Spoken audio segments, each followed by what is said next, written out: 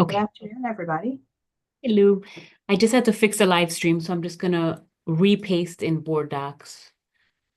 We've been having internet issues.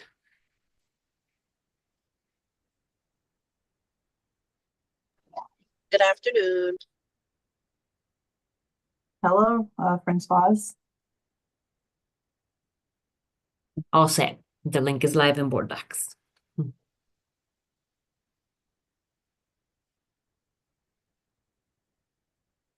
Are we waiting on anyone in particular, Christina, who I should just give a minute or two to join, or not exactly? We have four board members now, so that's good. And I think Mr. Edward Wilson will be taking the lead on this in this meeting. All right, Paul Foster is not able to join, correct? Wonderful. Well, good afternoon again, everyone. Thank you so much for joining the Policy Committee meeting this Monday, March 31st. My name is Ruth Fortune. I am the chair of the Policy Committee. We have a pretty dense agenda. Hopefully we'll get through it and have some wonderful discussion. The first item on our agenda are three policies for second reading at the next board meeting. The first of those three is the District Safe School Climate and Bullying Plan. Christina, if you can pull it up, that'd be great. Mr. Wilson, correct me if I am wrong, but as I understand it, this is one of those policies that we have to adopt wholesale, if you will. We have to adopt it as is and we cannot modify. That's correct. And this is largely connected to a legislative update that leads into the next item that we'll be seeking to repeal. But yeah, this is consistent with new legislation. And we pulled this CABE model policy. So this is the District Safe School Climate and Bullying Plan policy. The one question I have on this, at one point, I think so, page 1, section 1D, it refers to students who engage in bullying behavior in violation of board policy number 5141. And this one is 5131.911. What is the policy 5141?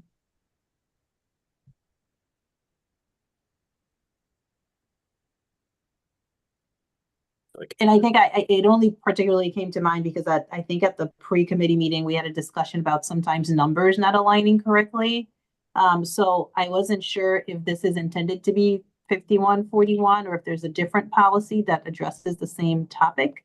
That's 5141. Give me 1 second. I'm just cross-referencing. I'm looking as well, and just to see.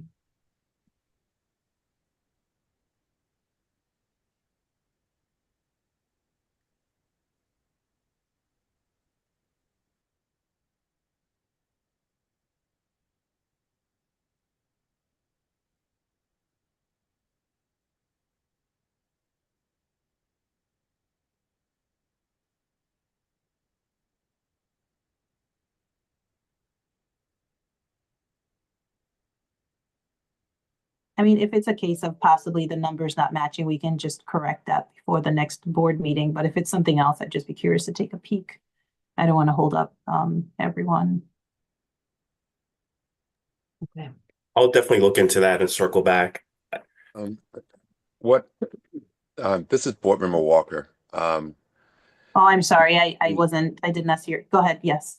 No, that at our website, 5141 is the current policy for bullying. For bullying, yeah. I just And found so it. 5141 would make sense at that location.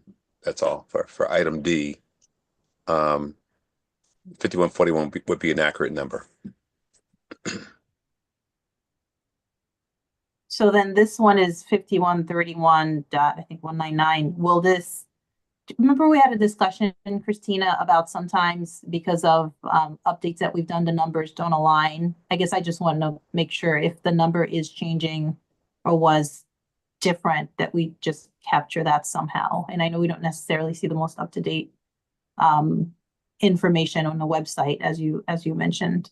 So I wanted to point that Correct, out. yeah. I see someone with the hand up, and I'm sorry, I don't see your name, so I'm not, you're welcome to speak. I don't see your full name, so I'm not able to call on you by name.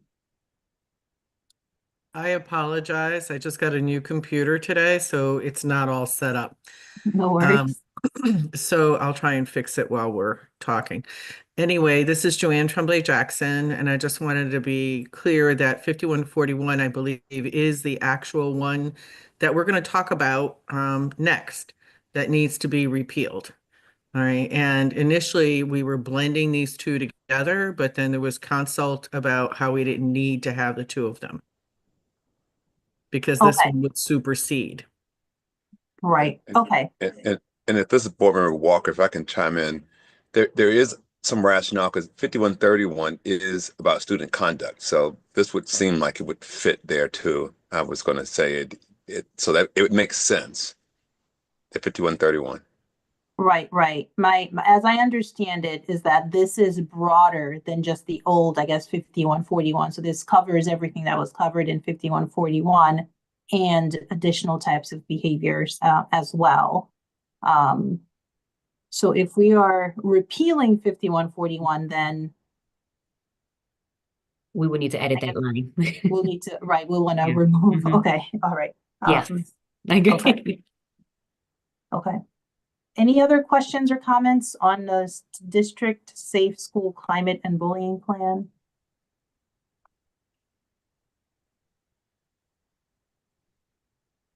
Yeah. If uh, yes, Oh, go ahead, Board Member Walker. Sorry, I have to scroll through to see. Go No. ahead. My no, thank apologies. you. It just because I was looking at policy issues today. Since this is a new plan, I guess this is more of a question and comment.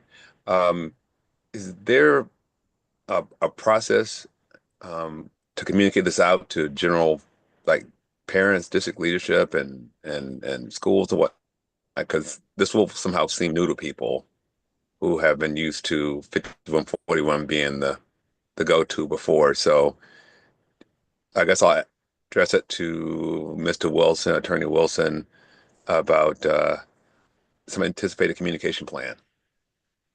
Great question. So we'll take, if this gets approved by the board, we'll take it to our district safety team to kind of talk through the cascading communication that's going to be necessary to our school communities as well as our buildings.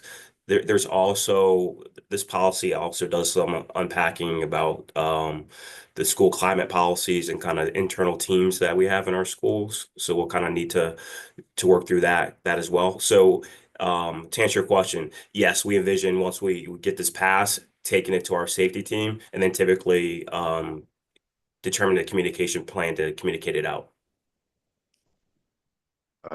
Okay, thanks. That's a good plan. Perfect. Thank you. Any additional comments? Okay, wonderful. The next item, which we've sort of discussed, is the repeal of the bullying prevention and intervention policy. And as we've sort of stated earlier, we are repealing this policy because the entirety of it is now contained in the prior policy that we discussed, which is the District Safe School Climate and Bullying Plan. Any questions or any comments on the repeal of the bullying prevention and intervention policy?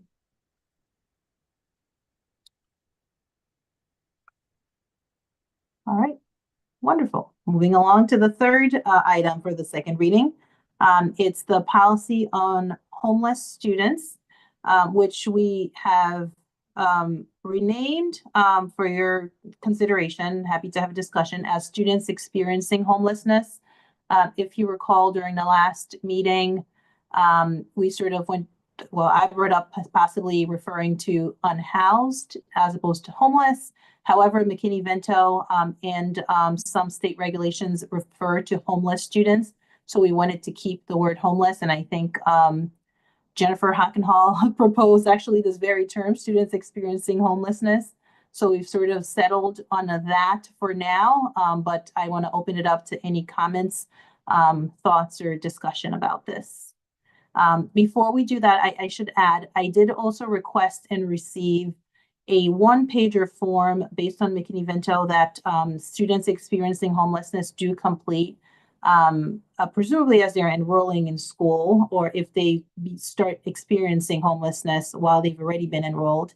And also a three-pager that lists various ways that the district should approach identifying students who may be experiencing homelessness, what type of ways to try to support them, connections to the liaison staff person within the district, and so on. So that was helpful to see because it's sort of, to some extent, it supplements what's here on this policy. I mean, I'm happy to share that as well with the group, or ask Christina to share that with the group if anyone is interested. That said, I'll turn it over for comments and questions.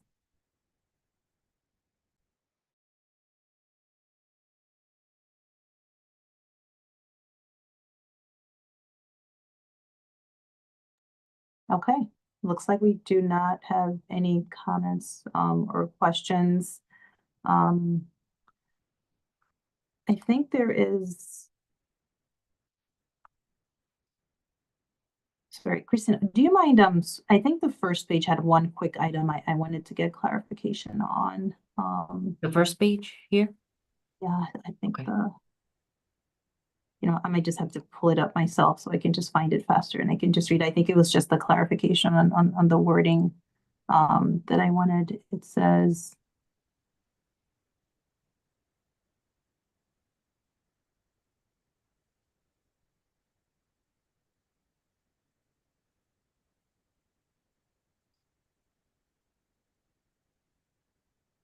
Oh, yes. So this is actually not the first page, it's the second to last page. It does have a blank to put the liaison, the educational liaison for that. So will it be that we will put the name of that person each time it changes so that it's readily accessible, or like how do we go about sort of making sure? I assume that person, the person will change eventually, even if they've been in a role for a long time, it may change in the future. How do we address that when we're citing a specific individual who is the liaison? Maybe Attorney Wilson, maybe more of a question for you. I was just curious overall. Generally speaking, I'm not a fan of putting people's names in policies. Only because like as you flag, it could change. Right.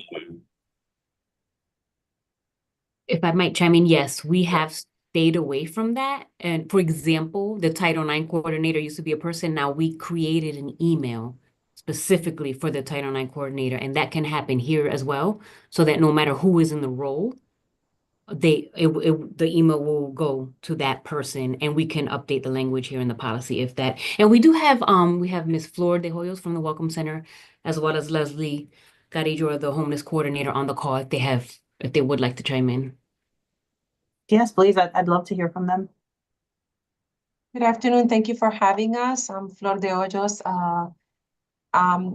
I agree that perhaps what we should have is like educational liaison or just the liaison. And right now we are working on an email that any referrals go in through that email. So it's not attached to a name. So that is already on the works. Perhaps that's what we can do for this instance. Okay. Is there also a phone number Yes. that we can put? Okay. Usually, anyone experiencing homelessness would call the Welcome Center, so the main number. But I believe the form that we gave you has Ms. Carrillo's phone number. But the general one would be the Welcome Center. And we can provide that as well. Okay, thank you. I do see some hands up. I guess I'll start first with Ms. Tremblay Jackson, and then I'll go to the board members who have questions. I was just going to add that the Welcome Center and Ms. Carrillo always, we do a professional development every year for all the school social workers in all of the schools, and they have the forms to complete for anyone in any school. that may experience homelessness or are otherwise homeless, as in doubled up, and need some support and assistance, and they will complete and send to the correct individual at the Welcome Center to assist us further. And we'll do what we can as well as social workers in each and every school. So it is and the FCSSPs also do that at each and every school as well. If a parent comes in and lets us know. And the last I knew, although I would have to double check now, we also have it up on our website under the Family Liaison page so that it's a link there and explains how to contact for assistance as well. Thank you for sharing that. I'll go on to Board Member Estrada Perez. Thank you, Board Member Fortune. I have my question is, you guys have answered it a little bit, but I just wanted to expand. So there seems like there's multiple entry points for parents, that there's multiple entry points where folks can take action once they know. When a parent is entering into the recognition that they might be experiencing some homelessness, and they need support from the district, is there a clear path? It sounds like there is. So two things. Is there a clear path for parents to know exactly where to go? And two, I think in speaking of this, I think it makes sense to have the name of and it sounds like you guys are already working on it, but I wanted to highlight that having the title of the person, the primary contact, even if it's not the name, contact information would be really helpful, where there's an email or phone number they can reach out to. But it sounds, so I think that's part of one, making sure that we have that. And then the other part is like, there seems to be various points of entry, which I think is good, the more the better. But is there a clear path? And it sounds like there is, for parents to be able to say, this is who I go to. And so they know that readily. Yes, I will let Ms. Carrillo respond to that. Hello all, thank you for your time. Definitely is really appreciated. So when it comes to the path, there's various ways that families, staff members, community members could get in contact when sharing information of a family that is homeless or might be becoming homeless. On all the forms besides of the emails, also a direct number is shared, which is the cell phone number here. Also, desk number for the front desk.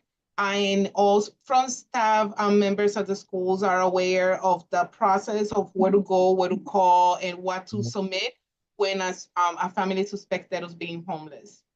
We have also a flyer kind of piece of paper that is going to be shared around all the schools, and that will be shared with the name of our state representative, Mr. Luis Salarita, and my direct contact here.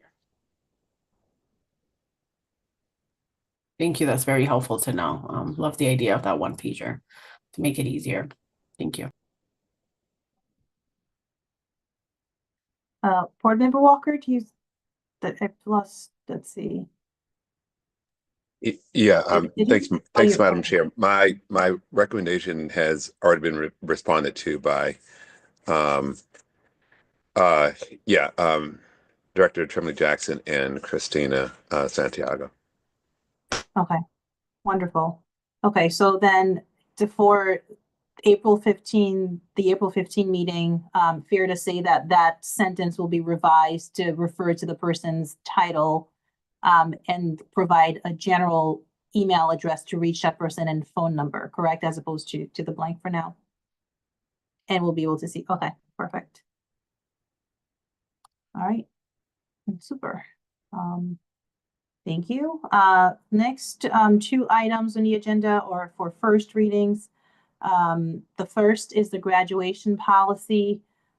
And I know, Christina, there was a slight change made here. Okay. Yes, and on the call we have Dr. Daisy Torres Rodriguez, our Assistant Superintendent, who will speak to not only we did have to edit the capstone requirement as well as the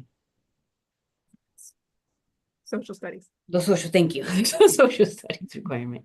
Okay, and thank you. Do I have permission to speak? Yes, please. Okay, great. I just want to, well, welcome everybody. Hi, I'm Daisy, Dr. Daisy Torres Hill, Assistant Superintendent for Teaching and Learning, and thank you for allowing us to be here. I also have a colleague on the call, Director Tracy Avicoli. I just wanted to just give a little background in terms of what we're trying to do here. We have two changes that we're recommending, one to the capstone requirement and another to social studies. So currently, we have a capstone requirement and is being earned by students via a capstone specific class. To align with legislation, we are proposing a change so that students now experience what we're actually calling a capstone experience. And this will allow students to align to courses of interest and career pathways. So our capstone now, the mastery-based credit, is no longer required. And so what we're asking is for us to change the language in the policy to align with this legislation. So that's what you're seeing here. Let's see. I'm looking at your screen to make sure I see where all the changes are. Is that what's in blue? Oh, I think so. you know, if I need to scroll. Yeah, Daisy, it Oh. looks like that's what's in blue. Yes. Okay, that's right. My Oh, right screen. here, right? The capstone, yes. Yes, correct. So there it is right there, right? Because, right, starting with the class of 2027, these students will complete a capstone experience, right, as part of another course of interest or aligned to their career pathway. And this could be via a project or portfolio, an internship, any of those, but this change no longer makes the capstone a requirement. So we wanted to reflect that as an experience, as you see there.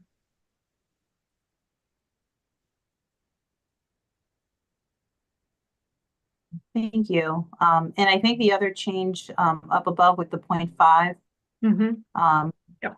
is that related to the financial Yes. literacy? change? Yes. Okay.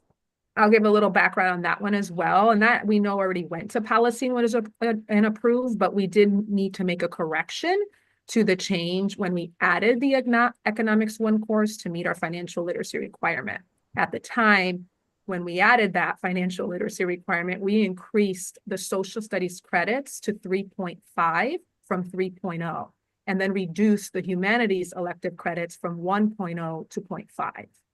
And so, you know, what we did not capture, reflect at that time, is that the required civics course is already a 0.5 credit requirement. Therefore, we are recommending that the credit totals return to 3.0 social studies credits and a 1.0 humanities elective. With this correction, the social studies requirement will now be 1.0 US history, a 0.5 civics, and a 0.5 economics 1 or / financial literacy, and finally a 1.0 social studies elective. This way, every student will now be able to take a full social studies elective and a full humanities elective.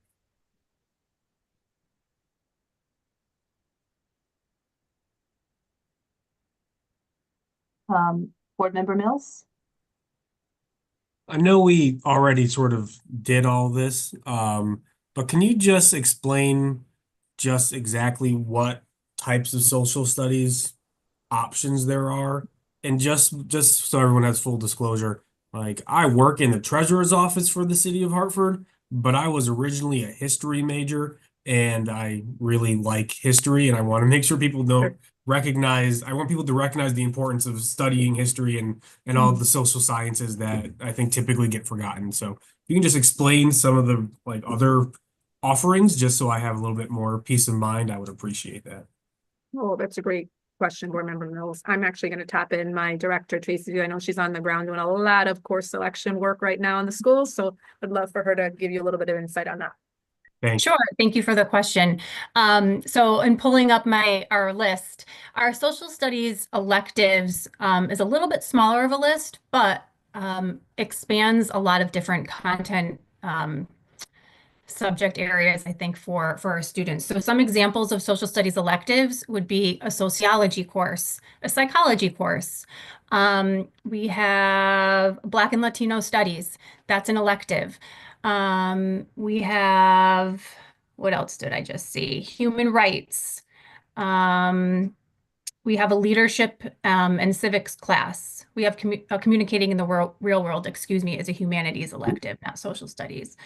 But we do have a sort of a variety of different avenues that a student can explore, including upper level, advanced level coursework. So we do also have a menu of AP and ECE dual credit courses available for students as well that can satisfy an elective credit for them.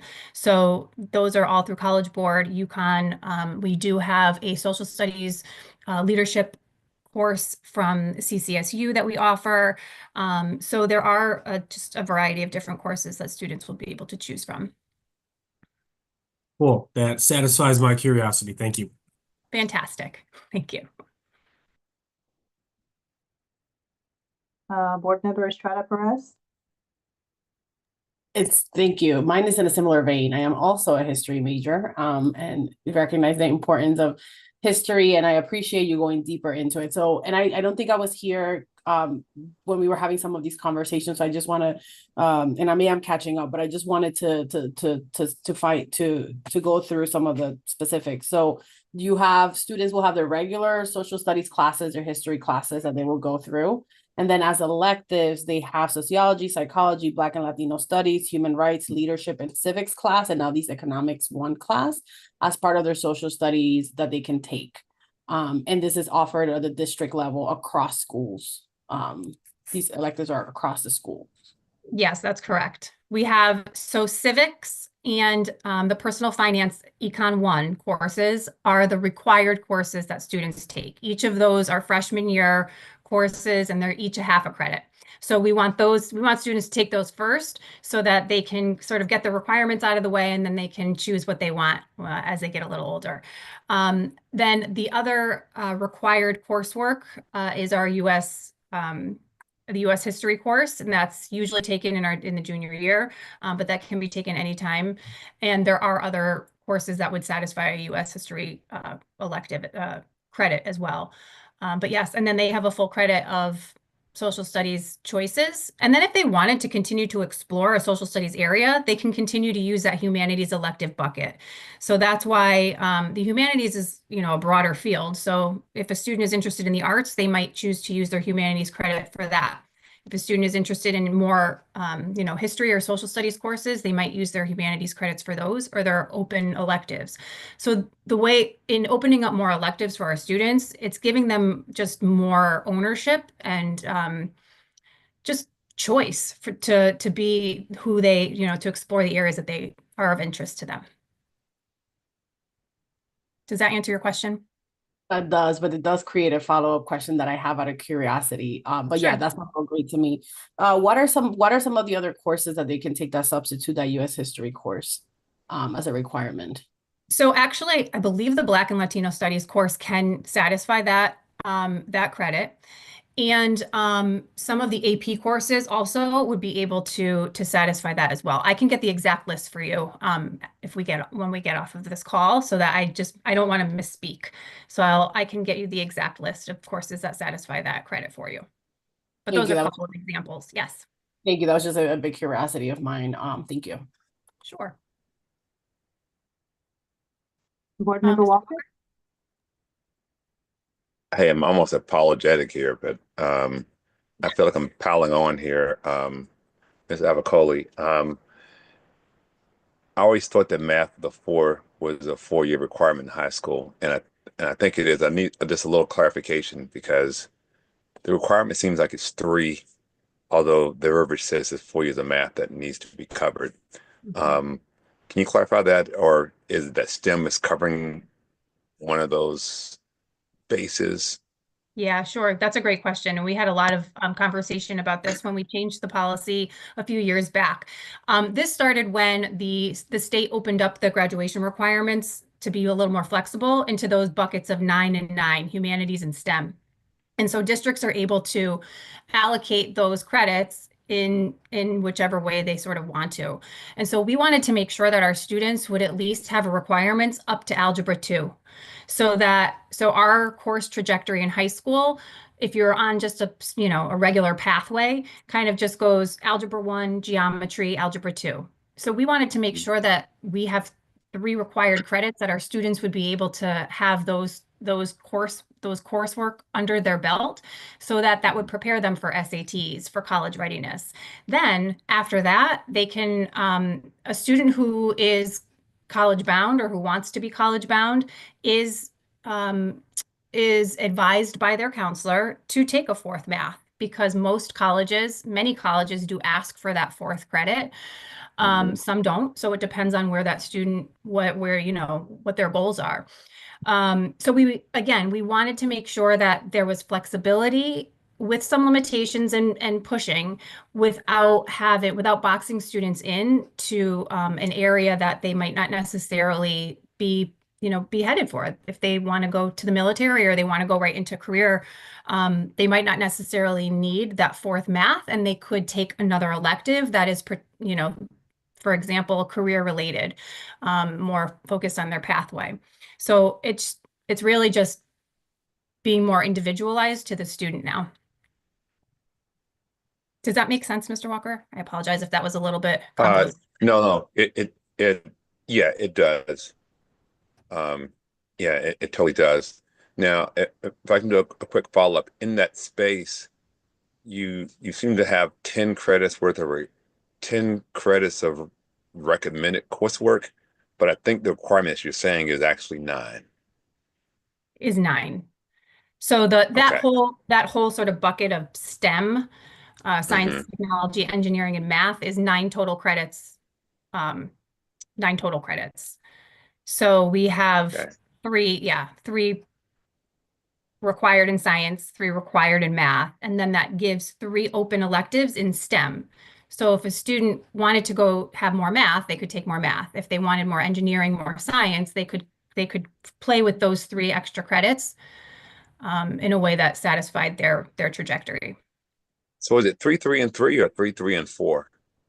I can't see the bottom of that screen, so I think it's 3, 3, and 3. It's listed as 4. Oh, okay. It's 3, 3, and 3. Okay, The STEM thank you. elective, see that? Okay, good. Yeah, I must have a previous update. That's fine. Okay, Then that makes totally good sense to me. great. I don't see any hands, but I do have a question. If we could go back to the 3, change from 3.5 to 3 and 1/2 to the full 1. So am I understanding correctly that this additional financial literacy course is now the intent is to offer it to all students as freshmen? Because Yes. it's a required course? That's correct. I guess I'm a little curious as to, do you know what exactly will be covered content-wise in that course? Because as I think of financial literacy, I'm thinking, a 14-year-old, it's maybe less relevant to a 14-year-old than it would be to, say, a 17 or 16-year-old or 18-year-old, because, they're approaching being able to get a driver's license, getting part-time jobs, or going off to college, filling out FAFSAs. Is that too, or I know it's a required course, but is that putting it at a time when the content may not be as receptive by someone who's so young? Yeah, But that's a also, great I don't know point. what the content is, so I'm curious overall. That's a great point. I'll need to go back into the course curriculum to give you a more specific view of the standards and the content that's involved.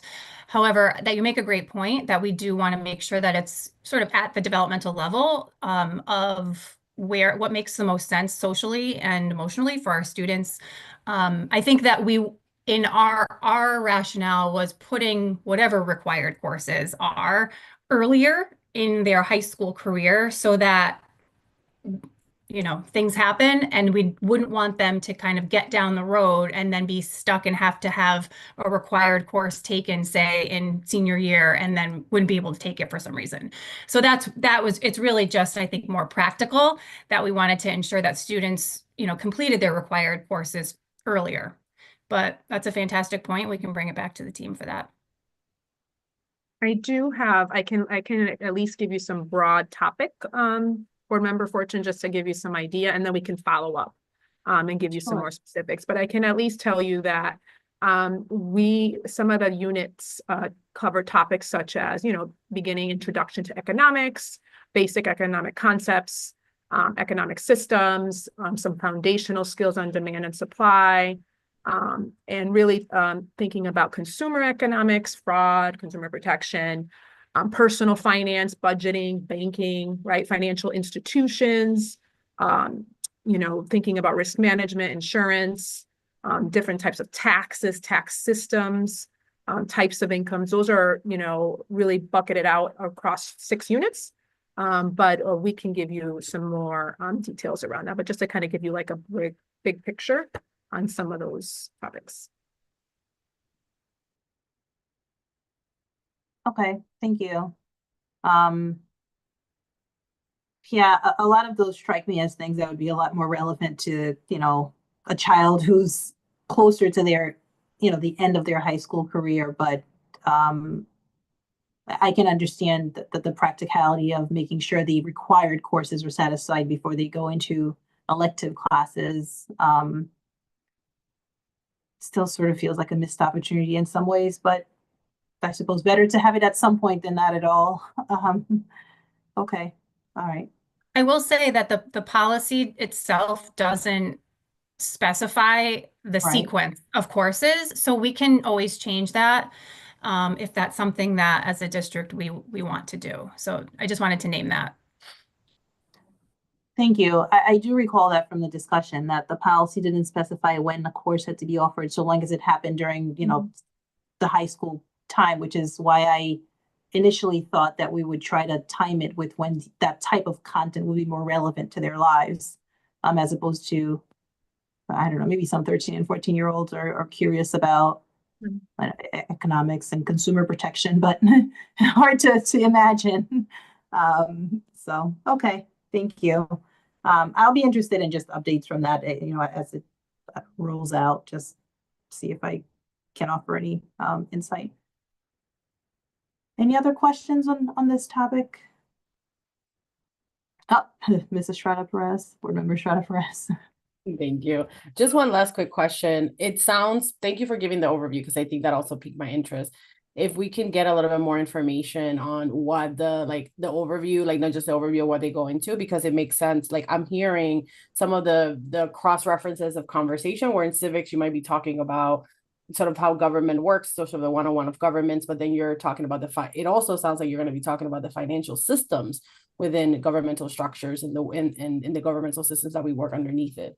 So I would just be interested to learn a little bit more about how, because it sounds like there's a combination of like personal stuff, like knowing certain things about like your personal like savings and things like that, but then there seems to also be language around much bigger systemic knowings, right? Like knowing about consumer financial protection leads into conversations about the consumer protection bureaus, and some of the other oversights that we might have in government per se. So I'll be interested in to learn more about what the class covers as it goes through, right? Yeah.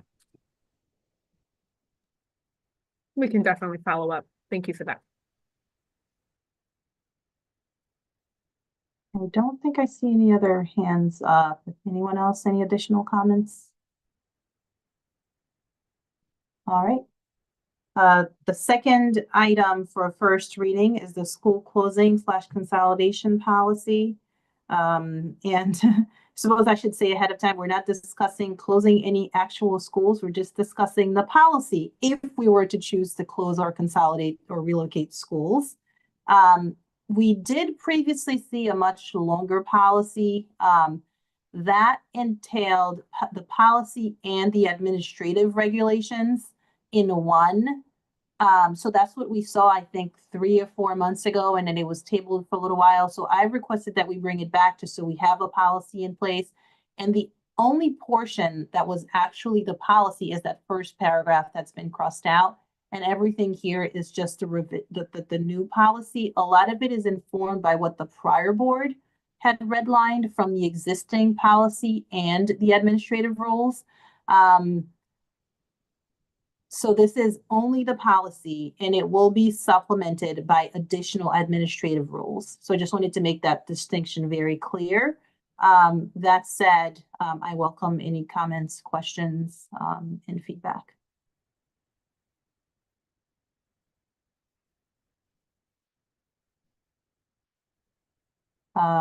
Board Member Hackenhall?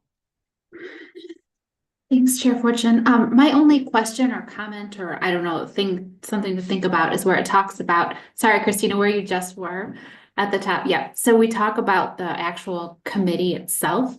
I'm wondering if we should require, I think it says that it would be 3 people that are appointed by the board chair and then people appointed by the superintendent, if I remember reading that correctly. But I'm wondering if there should also be someone from the city appointed, like someone called, I don't know, that needs to be a role at the city, but because these buildings, once they are decommissioned, right, like once we no longer own a building, they roll back over to the city and they become a city asset. It feels like the city should somehow be involved in the discussion, but just throwing that out for consideration.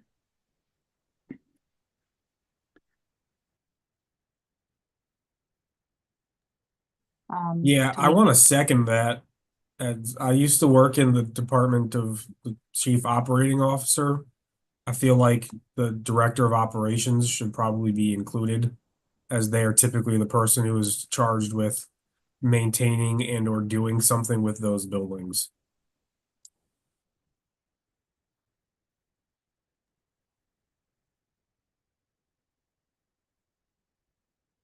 Okay. Any other comments here? Yes, Chair Board Fortune. Member Walker, sorry, I missed your hand. You're like the very first person and I don't scroll far enough to see, sorry. Go ahead. It's fine. I am also interested in the committee, and my comment is the ad hoc committee is formed by the board of the superintendent, and so I'm thinking that the members shouldn't be appointed just by the superintendent. I think that the board should have a voice too on the appointment of the members. So I think it should be the committee is formed by board and superintendent, and that the appointments are also collaboratively done between the board and superintendent. You know, my feedback to the previous discussion is that the city has a voice only to the degree that the school district is surrendering the property. I am, while they need to be involved, I'm not really sure how much of a voice I want to give them in terms of making that choice.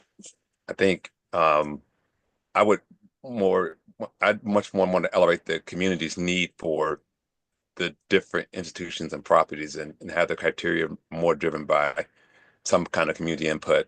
I would be more aligned with the city being kept informed as to the progress and what the final decisions are. And yeah, I would leave it more in that, and yeah, I'll leave it more, the city more as an advisory kind of role where they're just informed and communicated with. Thank you, Board Member Walker. Board Member Wilson, and then Board Member Hockenhall. Yeah, I would just echo Board Member Walker. That's exactly what I was going to actually suggest and say. I'm not sure what the city's role would be in making the decision or having a say in which schools are closed or in this policy. I'm not sure. Maybe Jen or Ms. Oakenhall or someone else can help me understand what that role would look like. What say they should have. Board Chair Hockenhall. Yeah, thanks. So my reasoning behind thinking that someone from the city should be a part of the discussion is, just like the rest of us, right? We would have our input, we would, reading through the policy, we would go through the same, what's the enrollment, the staff allocations, all the things that are in here. But also, I think a lot of the concerns with closing schools or consolidating schools is in the community right now. Great, we've just closed our school, we've lost the school that's in our neighborhood, and now it's a vacant building and nobody has, nobody's doing anything with it. I feel that if we are working more collaboratively with the city. It could be something where, you know, we've worked together to come to this decision, and it could be maybe a turnkey, like, all right, neighborhood, you know, yes, we're going to close the school or consolidate the school, but we have a plan for this building right away. So these schools don't just fall into disrepair and they're just a big eyesore in the community. So that was my thought process behind why somebody from the city should be a part of it, but I don't know if Board Member Mills had anything else from his standpoint. Mine was purely just having worked on what to do with like Simpson and Waverly and just the difficulty in which the city has to figure out like how to maintain it. It feels sort of just like as a courtesy that they should be there. But now that Jen has said such, yeah, now that Jen's points was made so much clearer, that's all. Yeah, I can't add anything else to that. Just go with what she said.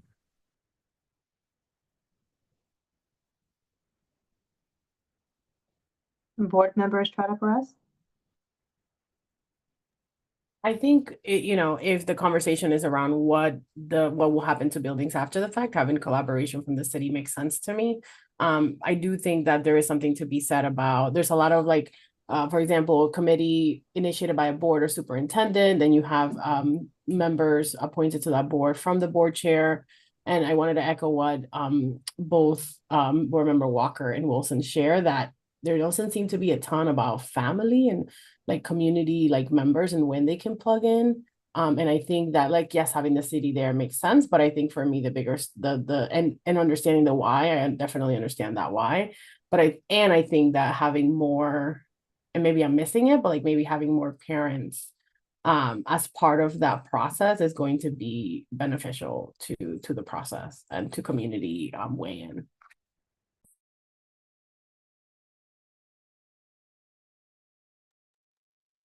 Also, if Sorry, go ahead. no, go ahead. I was done and then I wasn't. It's okay. I can come back. Board Member Mills, and then back to you, Board Member Estrada Perez. I don't hate that. I almost sort of would prefer that we figure out what to do with Jen's suggestion before we hop onto that suggestion, though, just because like that sounds like a really important thing to talk about, and I'd like to talk about that, but I don't want to like lose track or get mixed messages. And I almost think that a good sort of compromise if we made, you know, a non-voting city liaison position in this thing. I don't know exactly the wording, but I think it's important that we have their input, not necessarily letting them make a decision. But I feel like having them be like a non-voting appointed liaison or something like that might just be a good compromise in terms of the city side. But yeah, after that, we can definitely talk about what Krister's great idea was. Great said non-sarcastically, just so we're clear. Yeah, I think as I read this, my understanding was that there's going to be this committee and they're engaged in, you know, performing the analysis that's required, but ultimately it's going to be back to the board to vote on the closing. So almost sort of by definition, the committee members, to the extent that they're not members of the Board of Ed, they are non-voting members. Is that interpretation correct, Attorney Wilson, or am I reading too much into this? I read that as that the members would be members of the board, but I think you could, you know, certainly we could lean in if that's not how you envision that to look. I also have a comment here in regards to the public aspect of this. I note on the top of page 2, it provides that there's actually an error here though, but the sentence says such vote may should only be one of those words. But what this gets at is allowing the determination of the board to be informed by public hearings. And perhaps that gets at the community involvement that you were speaking to, members of the board are speaking to, making sure that the community has a say in that. But it should be shall or may. I agree with that. Yeah. I would prefer may be informed, but I guess in theory it will be informed. Do you have a preference over shall versus may? I mean, I have a preference that it's definitely shall. If the point is that it's absolutely be informed by your community, then you're going to want shall. If it's something that you want the option to do or not to do, then it would be may. So the question is, how important does the board view the community voice here, in requiring it to have the 2 public hearings?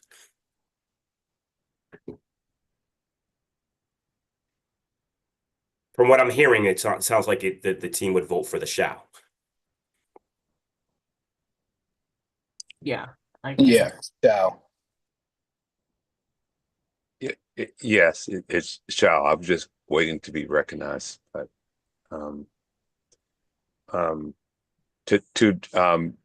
Attorney Wilson, I guess, and the chair, in relation to the comment that was made about Simpson Waverly, like to this day, I can still hear commentary about Simpson Waverly and commentary about Batchelder. And I'm saying that to say the decision to close schools somehow persist in the minds of people long after the decision is made, kind of indicating that in some ways it resonates with people. And so it would make more sense to make sure people are on board, because that decision somehow lasts longer in people's mind than other decisions that we make.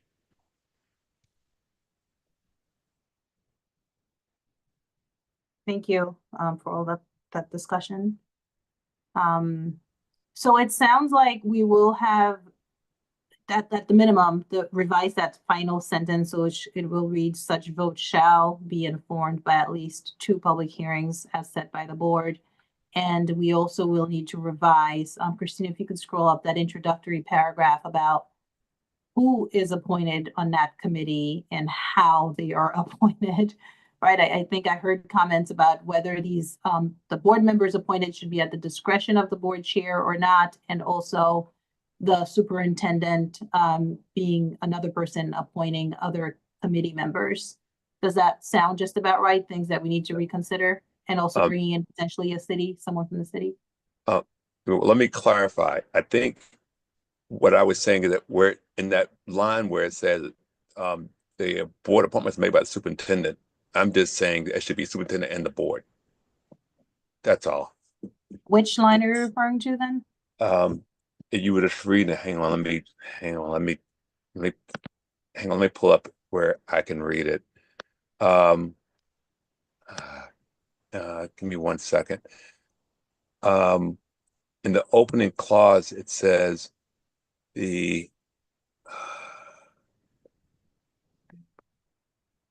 oh geez, there's the line about the ad hoc committee.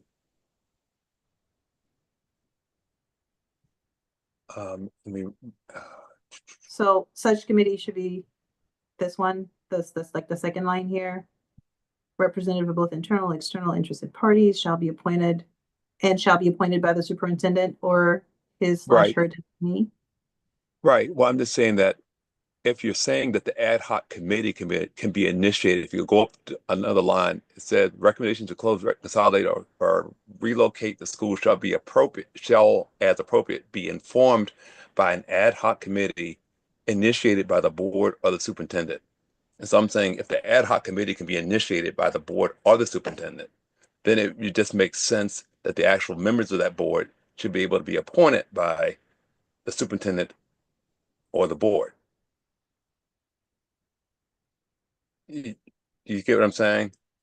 I think so. I know Deputy Foster and his team did some work on sort of presenting us a first draft, so I may just have to loop him in some more to figure out how do we modify this and maybe provide different versions that might satisfy everything we're envisioning. Well, I'm saying that if you're announcing school closing, set up an ad hoc committee, and then say that the superintendent is going to be the only person who can appoint people to the committee, that to me.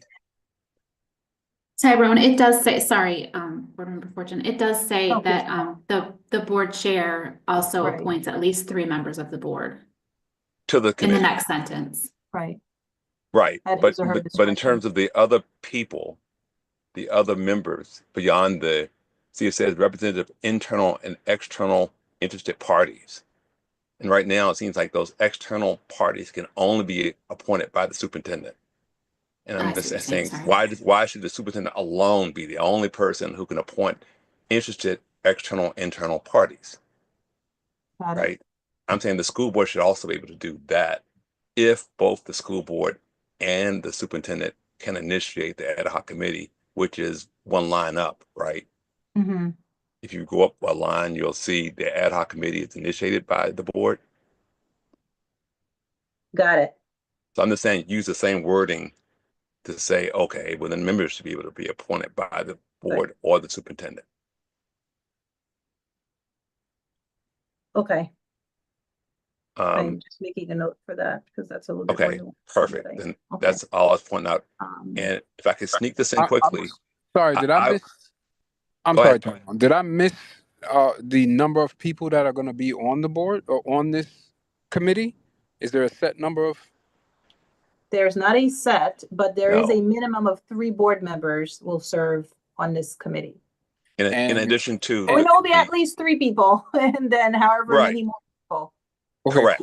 understood. So, am I clear in understanding that the board chair is nominating said 3 board members? As drafted, that's what it says. Correct. Yes. Okay, just making sure I understood. Okay, yeah, I would agree with Board member Tyrone. Walker. And yeah, I keep sorry, respectfully, board member Walker. It's okay. That we I know should. it's like I'm constantly reading the name and then adding other, Right. If titles. I and can, stuff. through the chair, endorse board member Mills' recommendation. I could be satisfied with a like a non-voting like city liaison being on the committee. I think I could have that wording added at some point where it's understood then that they're adding insight and perspective to the board, but they aren't making an actual vote. Board member Hacknell, I'll let you comment and then I may have a response to that too. Go ahead. Yeah, I was just gonna say really quick, I don't think that this ad hoc committee is voting on anything Right. either. I think that's one thing we should call out. So even if they're, somebody from the city is on it, like the committee isn't voting on it, it's the board will be the ones voting on it. So agreed. we'll all just be making recommendations on the committee. So now that I'm saying these words out loud, it might be a moot point, but Well- however we want to take it. Through the chair, I think what I'm trying to emphasize is let's just keep it real. The recommendation of this ad hoc committee is going to have weight to final decisions that are made by the board. And so I just wanted to be clear that the appointed people will be those making that recommendation. And so by saying the city person is non-voting, I'm really saying that city person is not there to make a recommendation. They're there to offer perspective and insight so that the people making the recommendation have better like advice.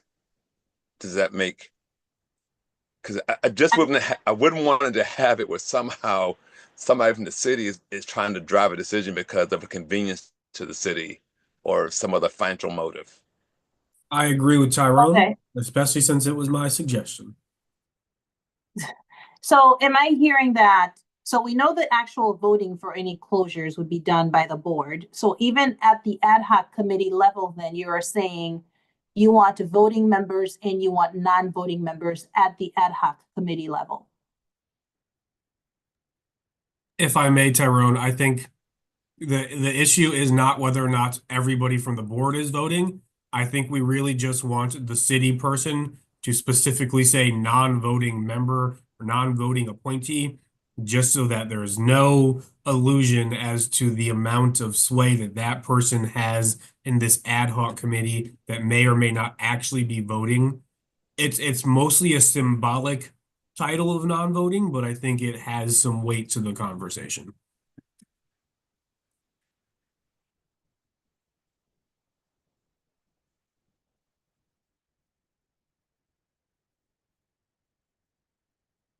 Any other comments or questions on the school closing / consolidation policy?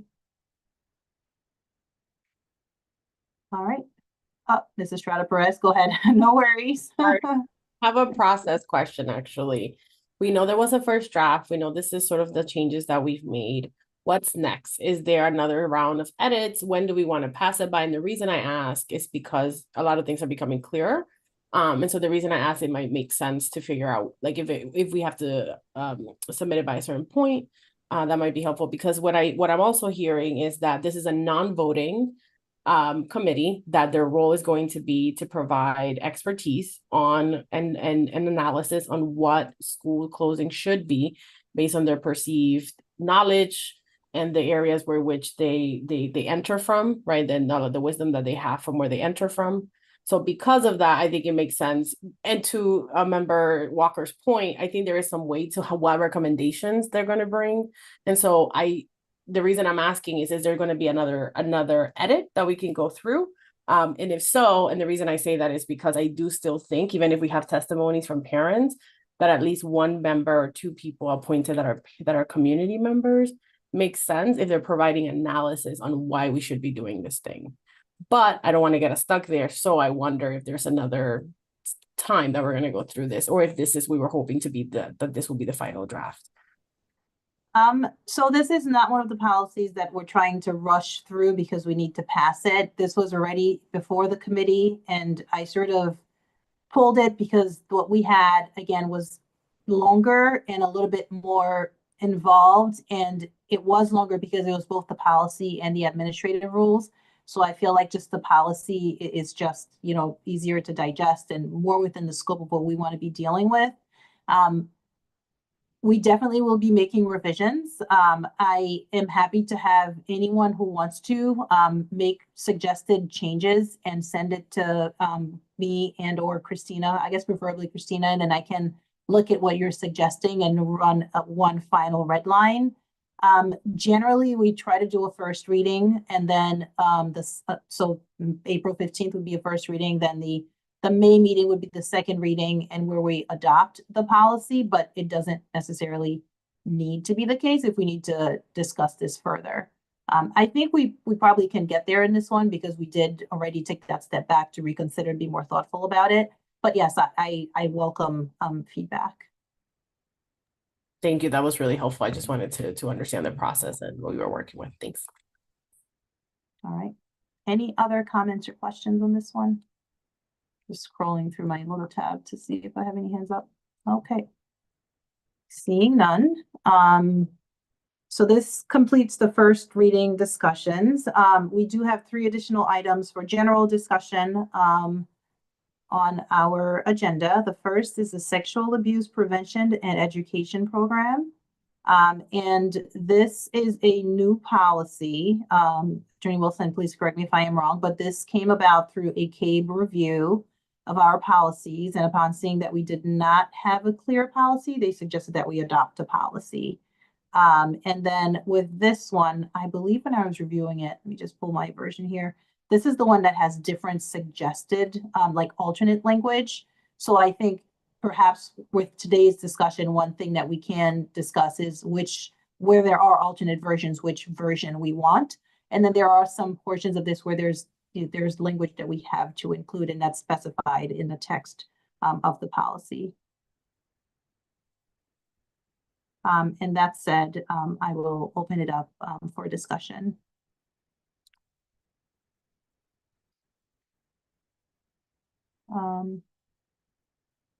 I don't think I see any hands up yet.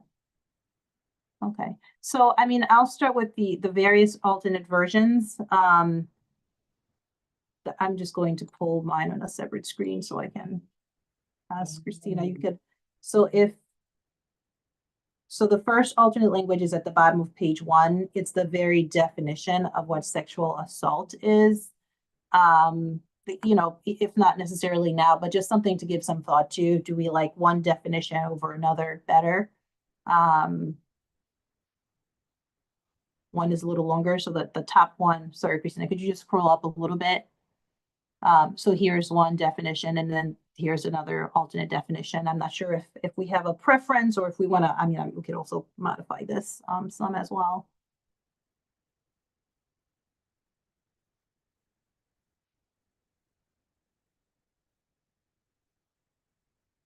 any preference or just present something that has one of these languages next time? Okay. All right. There is page 2 has another section that has alternate language. So for bullet point number 1, it seems I prefer the alternate version only because it seems to just be a little bit more detailed, but I'm curious to hear if anyone else has a strong preference. Okay. All right.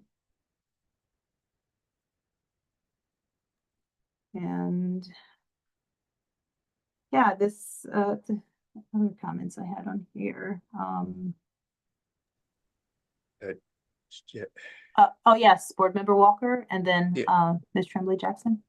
yeah, Chair, the question I have is, in looking at this policy, I'm believing this is policy directed towards students. That's all. To be clear, because to me it impacts maybe the alternate language choice, because I'm seeing things here about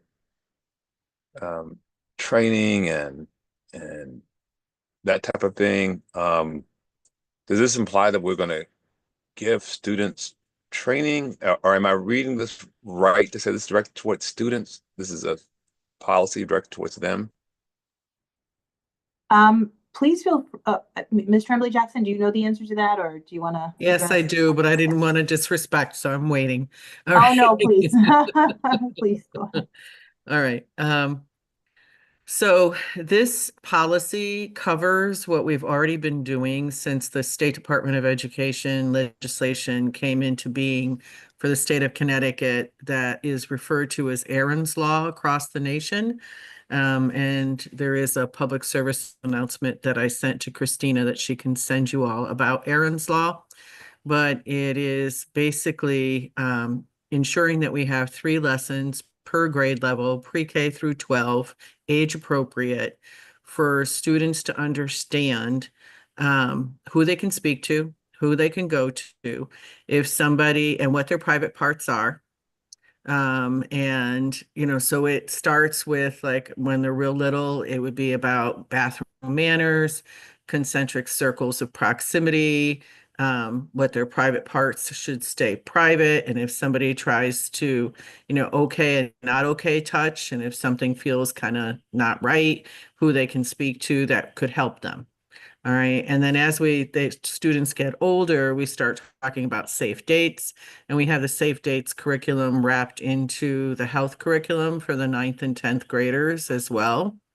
And then we have the protective child units in K through 8 as part of our second step programming that we have available in its videos with lesson planning content that the social worker does with the classroom teacher. So when we just start doing those types of lessons, so they're about, all kinds of things for child safety, but some of it is in regards to satisfying and ensuring that students know what's okay, what's not okay, and who they can talk to when something doesn't seem right. And we have had students let us know as we've done these lessons that something wasn't right, and then followed up and helped them. And then we also ensure that all our staff have DCF, as you know, mandated reporter training. That's part of our routine vector training. But we also do the human trafficking and domestic minor human trafficking professional development as well for all of our staff. So they recognize the signs of someone trying to groom a young person and trying to potentially set them up for trafficking and sexual exploitation. Thank you for that. That was very helpful. I also did read there that parents and guardians have the choice to opt out of their children getting Correct. They this can opt out. training. but it's the default is you're receiving it unless you've opted out, which I like, because I think this is very correct. critical education. Any other questions or comments?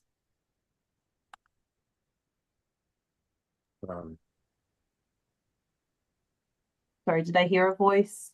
Yeah, I was thanking Chairman Jackson, and maybe recommending the detail she offered to me would be helpful in the language section, that kind of understanding what training is going to be offered. I guess is all that going to be captured in that one line of age appropriate training? Is that it? Yeah, by Or- Aaron's law, you have to have at least 3 age-appropriate lessons per grade level. I think, as you guys were discussing earlier, the more definitive language down below that kind of, parcels out what we actually do. But I didn't want to name, I don't think we should name, but you can correct me if I'm wrong. The actual, like right now, I know that we do safe dates and that we're using the protective child units of Second Step. But in the future, there may be something better that comes out that we may want to switch to. I don't know. I will stop. I guess through the chair, I'd like some of the language that Chairman Jackson brought up in terms of the 3 levels, because I didn't know that, and so I don't. It may be helpful that they also add a little bit of wording to this without getting too specific. I just like how it was spelled out.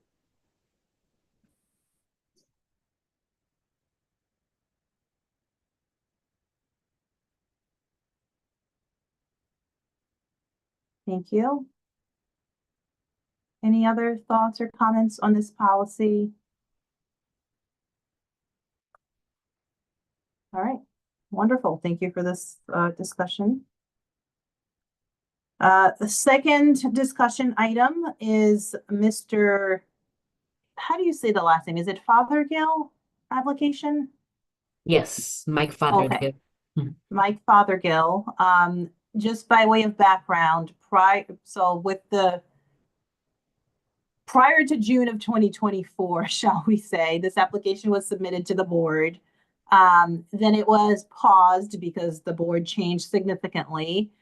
So that's why if you pulled the letters, the letter of recommendation, I believe from one former classmate said to allow this person to graduate in June of 2024. So really we're just substitute anytime you see 2024 for 2025.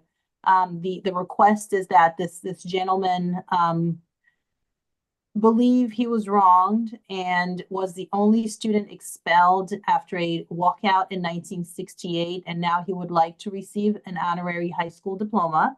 And specifically, he was a Hartford Public High student, so he would like to walk across the stage at the June 2025 Hartford High graduation, as I understand it. If anyone has a different understanding, please let me know. So that things to consider in addition to do we grant this or not, or also how do we grant it? Do we allow this person to walk across the stage with the Hartford High graduates? Do we mail a diploma to the person's home? Do we invite him to a board meeting and hand the diploma? So I think there's both the granting or not granting, and then if we grant, how do we go about doing that? I'll open up the floor, and I see Board Member Walker, your hand is up. Thank you, Chair. And I'm going to look for some confirmation from Ms. Santiago. But the issue that confronted the prior school board is that Mr. Fothergill wanted an actual diploma and wanted to participate in the ceremony. Maybe not directly with the students, but be a participant in the actual high school graduation. And I'm saying that in comparison to if someone's getting an honorary diploma, that's allowable and easier to do or mailing it to them. So, Ms. Santiago, can you confirm that that was the ask? Has that ask changed from Mr. Fothergill? Yes, I can confirm that his initial request was for an actual diploma, but he has since learned and is okay with knowing that the board works at the pleasure of the state, like we fill state requirements. So we cannot give a real diploma unless those requirements were fulfilled, which they were not. So that's when we changed the policy for an honorary diploma. And he has since indicated that that is fine, that is okay. Then the question becomes number one, two-piece, the actual application and the board voting to grant him the honorary diploma. And then two, how would he be honored? Yes, he did indicate that he would like to walk the stage. That is up to the board whether he walks or he's honored maybe at the end. And he can also attend the board meeting where he is granted his honorary diploma there. So through. But to confirm, yes, he is aware it's honorary and he is okay with that. Right, I should have prefaced and explained that background. We cannot offer a regular diploma. The only option is the honorary, therefore he's fine with that.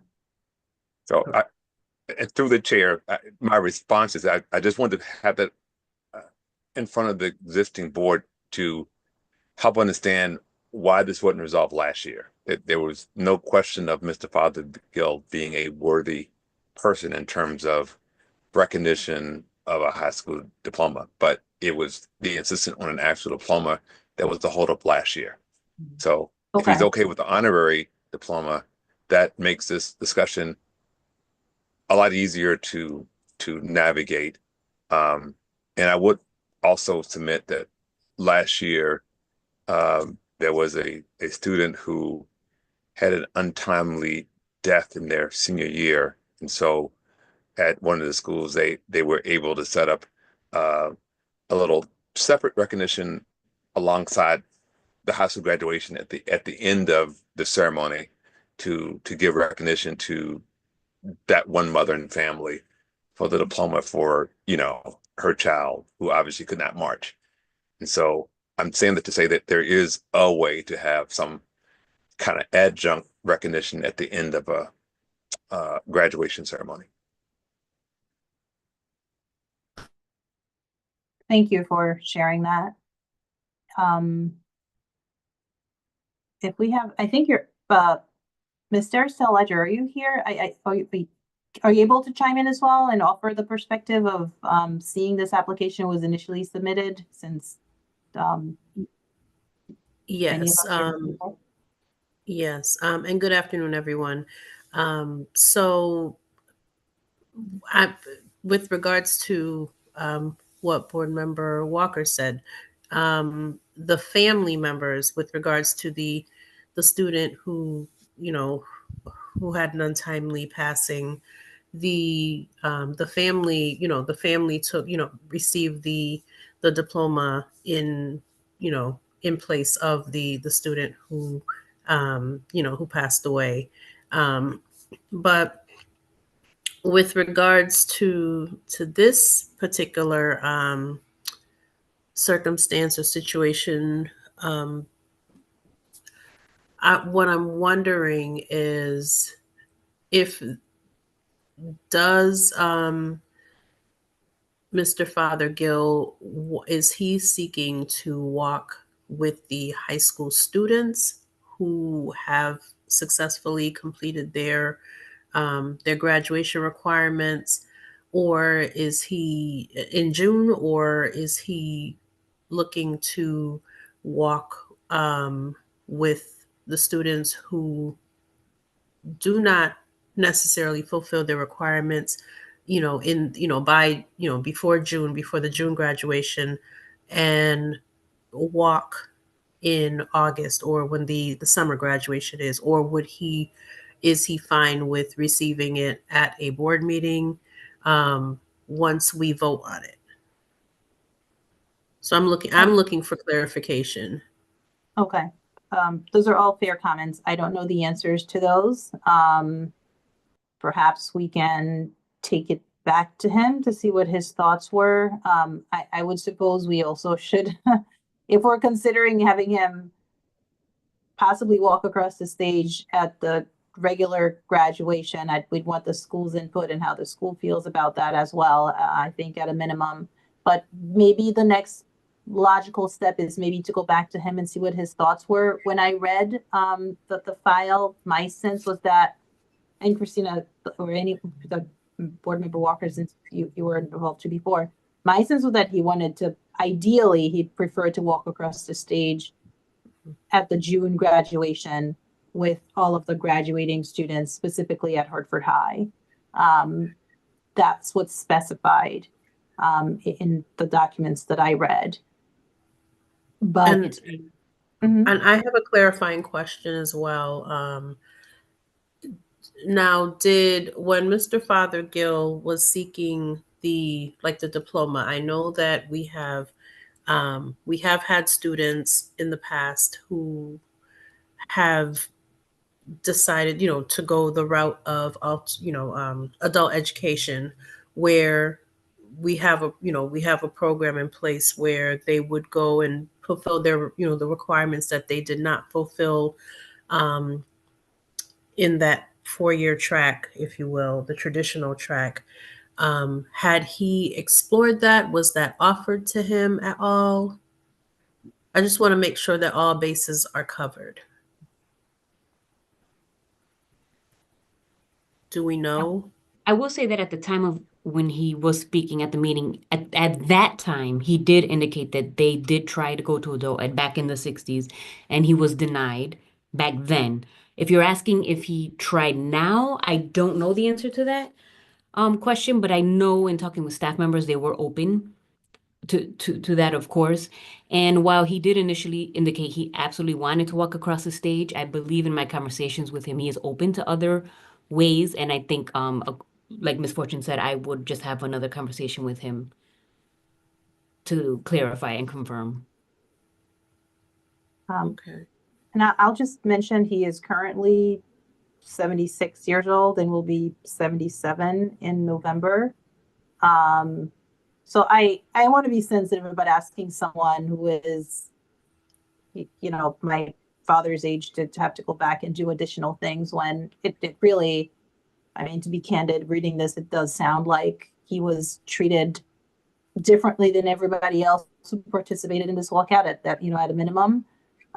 So I don't know that I would like to put more burden on him to try to get something that perhaps he should have received.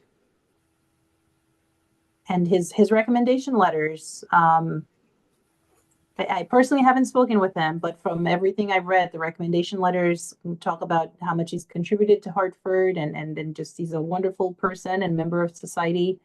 So those are all really good things, I think.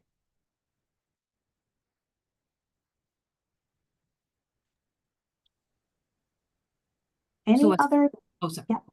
For me, for clarifying, as far as next steps, I will reach out to Mr. Fothergill to confirm what his desire is now. And he has come to speak at public comment before, so I believe once this is up, I'm sure he will come again. But as far as I did send out the folder with all of the documents to the board, I don't know what next steps are as far as, vote or confirming or moving forward. I think it's reasonable that we can perhaps get more information between now and the next board meeting. And if we wanted to vote on this at the next board meeting, we could. But we can discuss in between now and then. Okay, understood. I just, I don't want to drag this on longer. If it sounds like the main issue was honorary versus non-honorary and that was resolved. But, if we could move this along, it would be great. Understood. Any other questions or comments on this subject? All right. Final agenda item for discussion is the renaming of Classical Magnet School. By way of background, as I'm sure all of us are probably well familiar with, we have revised the renaming policy. We can now rename a school or part of a school after someone who is alive. So we are now entertaining the application for renaming Classical Magnet, the Hernan Lafontaine Classical Magnet School. We've heard from his wife and from many other supporters. We have received a letter from the SGC at Classical Magnet. Christina, was there a second letter, or am I thinking of only one letter? I think I saw 2 letters, right? That was the only one I received. It was the only one? Okay. Maybe it was a separate email then. I feel like I saw 2 things, but at a minimum, we've received a letter from the SGC at Classical Magnet that in short says they really need the name Classical Magnet. It helps them with recruiting. They have students from all over Greater Hartford. It's not only Hartford students. The students there won't appreciate the history of the person after whom the school is being renamed. They are in support of possibly naming a school after him, just not their school. That was it in a nutshell. I will turn it over to you in discussion. And I know I think the letter was circulated among the board. So happy to hear your thoughts and comments, and also perhaps what additional information we may want to require of Mrs. LaFontaine as she continues to pursue this renaming. First, Board Member Walker, and then Board Member Mills. Yeah, thank you, Chair. Since the initial conversation, I was contacted by one of the early members of Classical, and had a couple conversations with the early founders of the school, who collected some documentation and shared with me that I would give to the board for your review, because they were not aware of the situation, and provided some feedback. I did reach out to the principal as well, and she was not aware of the situation at the time that I called her. And I think she'd also reached out to the district. And I think from talking to a community activist, one of the actions that we thought made sense was having Ms. LaFontaine and her folks actually directly visit the school and talk to the principal and administration, SGC, to really explain the situation, and for them to do some legwork to get their buy-in. We believe it would be stronger if she would actually inform the school and get the school to buy in if that's their desire, right? And so I would leave that as, if we're trying to give Ms. LaFontaine some action, that would be an action that I would recommend, is to have her do that, reach out to the school principal and SGC, and to see if they would support her petition. Thank you, Board Member Mills, and then Board Member Darstell-Ledger. Yeah, one of the things, and I guess Tyrone sort of already, or who I think then you, Ruth, already sort of touched upon this, is whether or not the school actually was okay with being renamed. I know we, spent most of our time recently talking about the policy and logistics of whether or not we can do something, but I don't think we ever up until now mentioned whether or not the school itself wanted to name something different. My understanding of just how the magnet schools all sort of got their names, where it was based upon the curriculum and which they were sort of specializing in. So like, I went to University High for science and engineering. I did not get a science or engineering degree later in life, but like, I still went to UHSE. So it makes sense that school is the way it is. Like, sports medical is named sports medical for very specific reasons. So I've never really been too fond of the idea of changing Classical's name anyways. I think that there are many ways in which we can honor people who have served the community as admirably as Superintendent LaFontaine. I just don't necessarily think we should be changing the name of Classical Magnet, or any of the magnets specifically, just at all, personally. I do think that there are many ways in which we could honor our residents and people who have dedicated so many years of service to the city. We can erect a statue, a plaque, we can rename the gym after him, but personally, I don't think that renaming Classical Magnet, especially if the school doesn't want to be renamed, I don't really think the board should be doing that. Also, I think we asked this question, or at least I asked a question, and Deputy Foster responded that the school system would have their sort of own internal review process on whether or not a person could be renamed. I think I asked the question just out of concern that once we started allowing people who are currently alive to have schools named after them, that we would get a lot of people asking to rename our schools. So I think we need to have a precedent and some sort of policy, not a policy like this one, but I think we have to have our own internal policy on what it takes to rename a school before we change the name of the school now.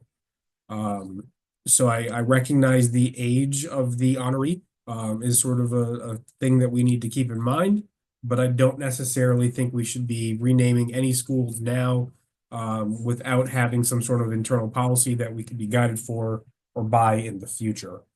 Also, my school did not have a swim team, so I had to swim for Classical Magnet. So I am very proud of having swam for Classical Magnet. Just want to put that out there. I know I tend to give a lot of grief to the other magnet schools in our system, which I've tried not to do now that I'm on the Board of Education. But I was very happy to swim for Brian Gallagher and the Classical Gladiators. The end. Thank you, Ms. Derisdale Ledger. Thank you so much, Madam Chair. I'm so grateful for mute buttons, I swear. So Board Member Mills, that's awesome. Awesome story. I didn't know you swam. That's very honorable. So I have a few clarifying questions with regards to the renaming.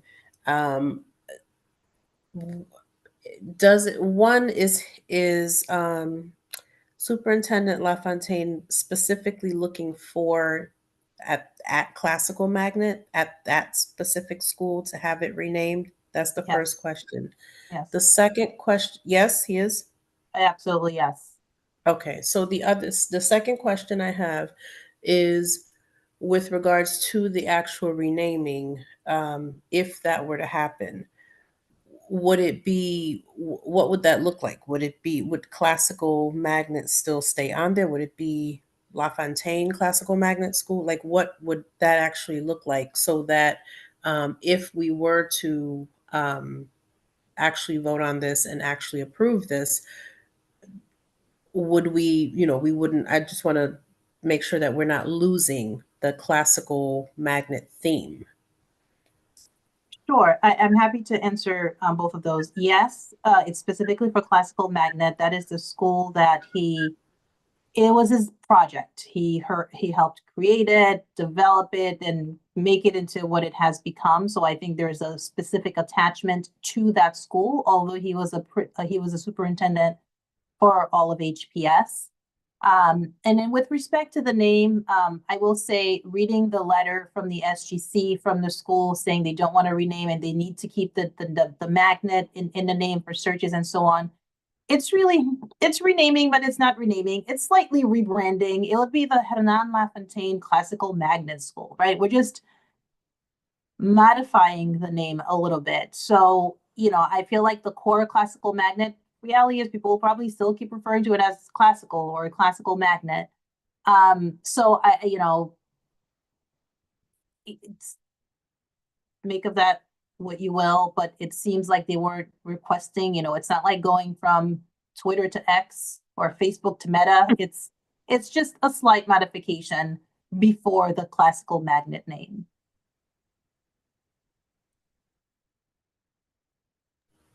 Thank you for that clarification.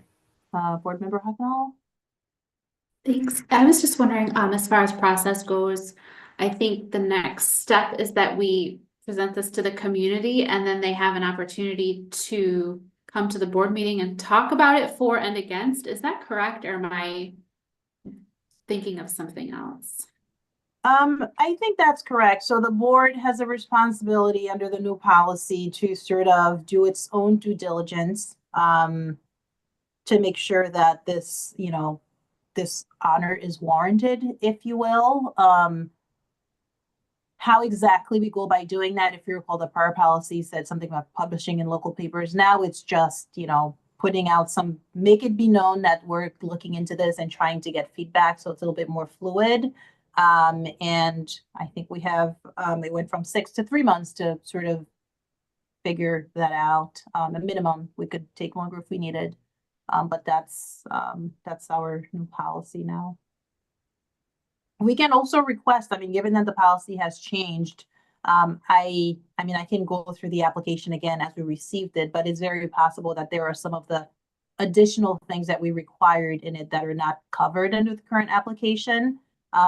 We could request that, and we could also request that they do speak to the school, as they probably should, and see if they could convey that, because my read of this is that there's this thing that they really want to do, and I understand their, attachment to the school, but this also is decades ago. The current student body that turns over entirely every 4 years, they have absolutely no idea, right? But the letter from the SGC did not seem to know that history either. So I think there is perhaps more common ground than we think if we can get both sides to communicate.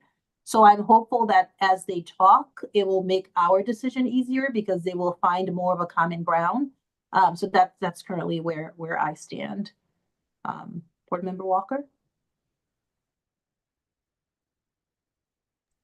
Yeah, thank you, Chair. Everything you lifted up seems very prudent. I was going to offer, if you're going to do open it to community feedback, that my recommendation is that we treat it like we do these policies, where we bring it out and present it in an opening month, and then hold a vote back to the following month to give people really time to digest it, hear it, send us some feedback. That's all. I would recommend doing it kind of like a two-step thing, where we present it, let's say this month, to get feedback, and then we actually make the vote the following month, just to give all the parties a chance to really weigh in on it if it matters to them. Thank you. Any other thoughts or comments on this?